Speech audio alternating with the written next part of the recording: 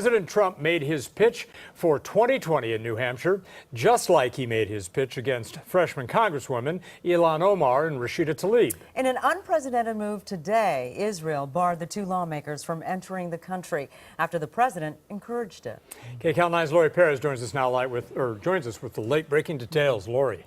Well, as you can imagine, Israel's ban is drawing strong reaction from those who support it and others who say it's a stunning move to punish political opponents.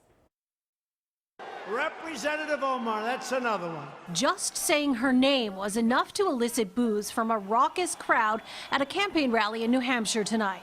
Minnesota Congresswoman Dillon Omar and Michigan Congresswoman Rashida Tlaib are two of the president's most vocal critics, and some say that's the real reason he encouraged Israel to ban them from visiting the country next week, despite what he said on the tarmac before leaving for New Hampshire. The things that they've said, Omar, Tlaib, what they've said is disgraceful, so I can't imagine why Israel would let them in. Both congresswomen support a boycott of Israel for what they say is an abuse of Palestinian rights. Israeli Prime Minister Benjamin Netanyahu, a close friend of Mr. Trump, announced the decision to deny them entry just hours after the president tweeted it would show great weakness if Israel allowed Representative Omar and Representative Tlaib to visit.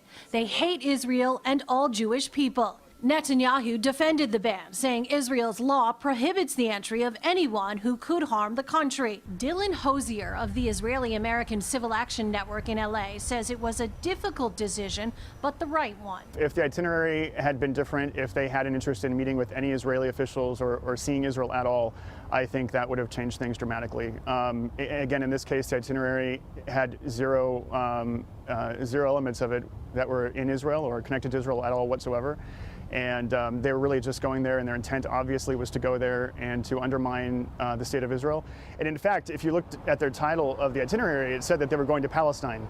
They didn't even recognize that they were traveling to the state of Israel. Rabbi Marvin Heyer of the Simon Wiesenthal Center was more blunt. The state of Israel doesn't want to welcome people who hate Jews. You're one-sided. You're not capable of understanding what Israel is, and you're not welcome. But others say that lack of understanding will only continue by denying entry to those with opposing views. Even the pro-Israel American Israel Public Affairs Committee, or AIPAC, splitting with Trump and Netanyahu, tweeting, "We believe every member of Congress should be able to visit and experience our democratic ally Israel firsthand." The executive director of the Council on American Islamic Relations in Greater LA agrees. It is certainly an insult and a slap in the face of every American. This is actually not helpful for peace in that region. When a country engages in practices that are the practice of tyrannical police states, it doesn't help the people of that region. Are they worried that they will witness the occupation, the apartheid, the segregation?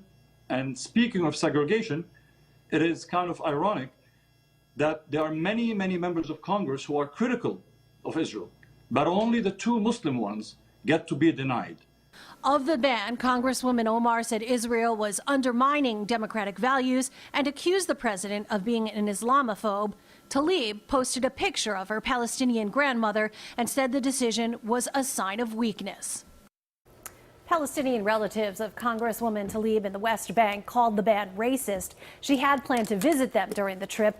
Israeli officials say she can file a humanitarian request to see them if she pledges not to promote boycotts while she's there. Back to you.